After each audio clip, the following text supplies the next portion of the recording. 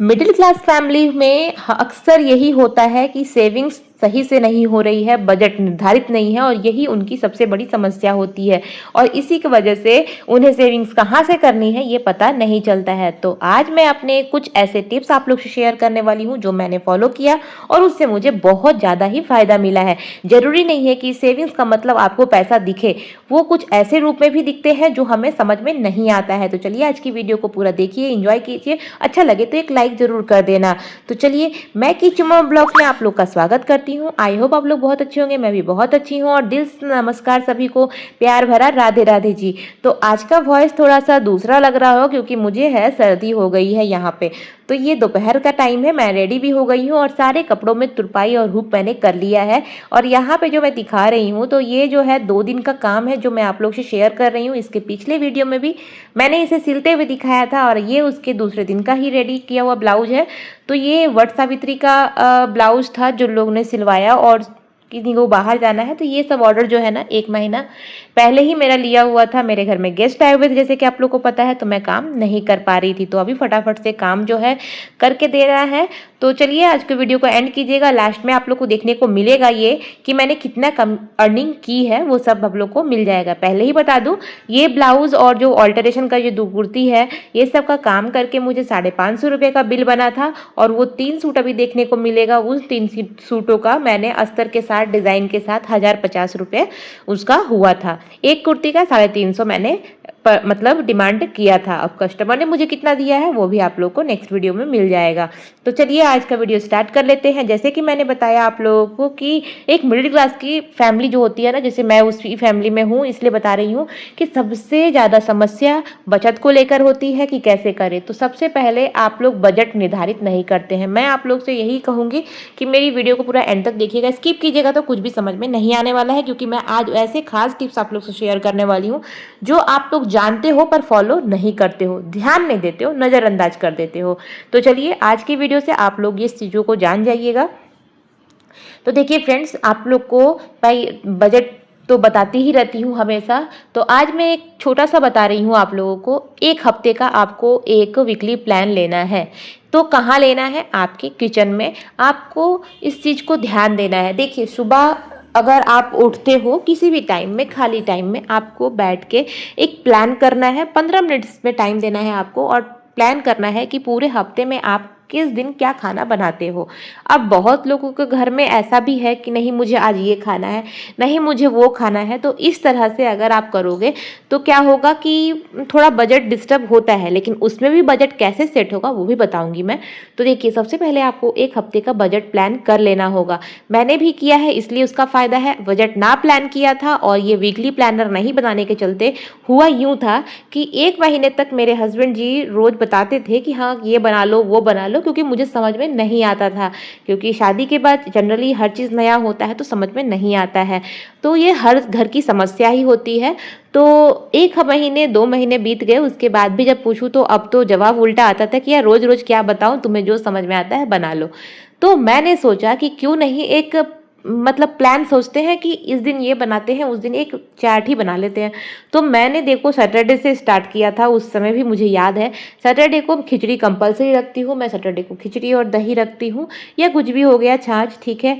Sunday को देखो पनीर वगैरह, क्योंकि संडे एक हॉलीडे मिलता है तो उस दिन थोड़ा सा चटपटा खाना होता है। फिर मंडे की बात करें तो मंडे को क्या बनेगा वो भी प्लान रखती थी। तो इससे क्या होता था, मैं 4 सब्जियां, मतलब कि देखो अगर आप प्लान नहीं बनाओगे तो बिना मतलब की सब्जियां जो है उठा के आप ले आओगे, जो सब्जी आपको नहीं भी बनाना है वो भी, और जो पूरे हफ्ते में बाद में सड़ जाएगी, चाहे आप फ्रिज में रखो चाहे कहीं भी रखो, वो खराब हो जाती है सब्जियां, जो खाने लायक नहीं रहती है। तो उतना लाएंगे ही नहीं जितनी की ज़रूरत हो नहीं हो, ठीक है।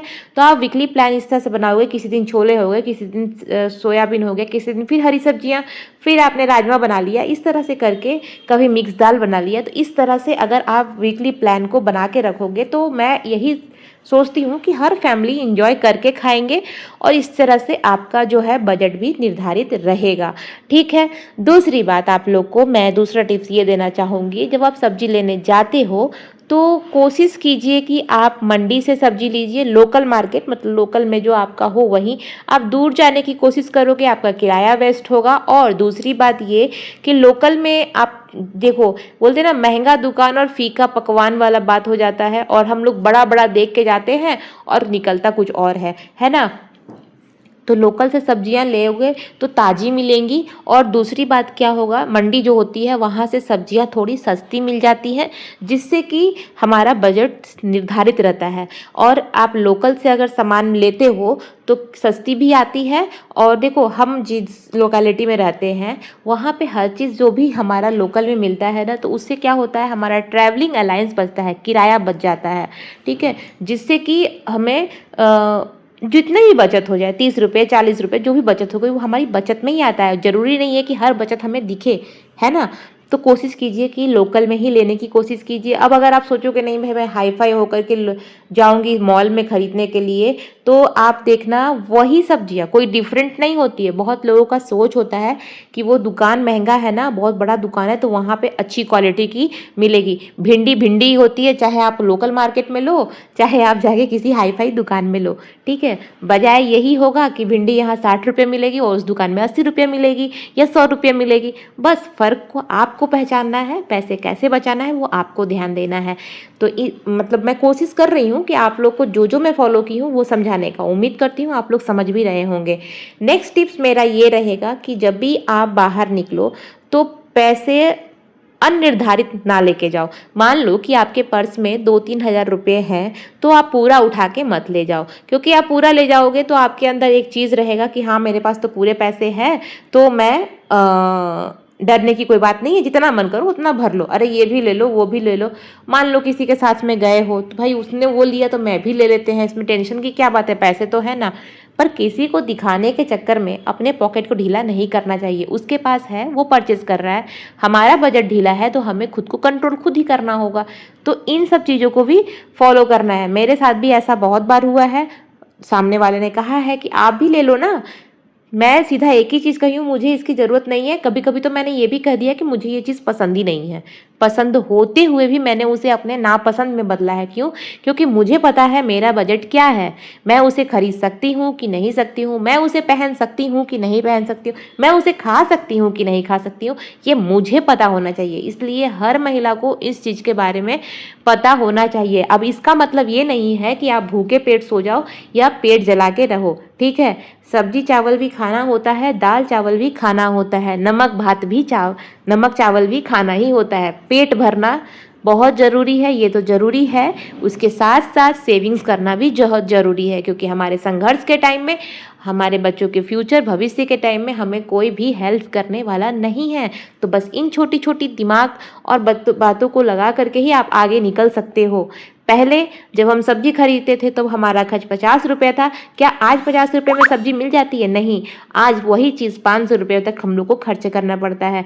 तो किसी किसी की में मतलब फैमिली में 500 रुपये भी खर्च जो है बहुत मुश्किल है। अगर मैं अपनी बात कहूँ तो मुझे 500 रुपये बहुत ज़्यादा लगता है। मैं कोशिश करती हूँ कि 300 में ही मेरा काम चल जाए। तो 200 रुपये की बचत तो मैंने हफ्ते में की ना। अब सोचो पूरे मंथ में मैंने कितने बचाए, और आप लोग कमेंट में बताना कि मैंने पूरे मंथ में 200 रुपये में कितने बचाए, ठीक है। आपको भी इसी चीज़ को फॉलो करना है जो मैं बता रही हूँ आप लोगों को। अब बताती हूँ।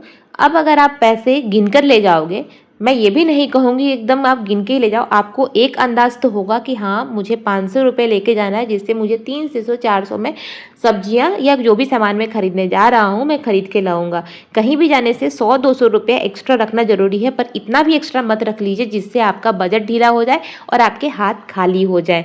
तो ये सब चीज़ आपको ध्यान देना होगा। अपने कैश को कभी भी, अगर आप घर में कोई संचय पैसा रख रहे हैं तो उसके बारे में कभी भी आपको किसी से नहीं बताना है, इवन अपने हस्बैंड से भी नहीं बताना है, ठीक है। और इस वीडियो में एंड तक बने रहिएगा, बहुत सारे अच्छे अच्छे कमेंट्स भी इसी में मैं बोलने वाली हूँ। तो पहले फटाफट से टिप्स आप लोग से शेयर कर देती हूँ।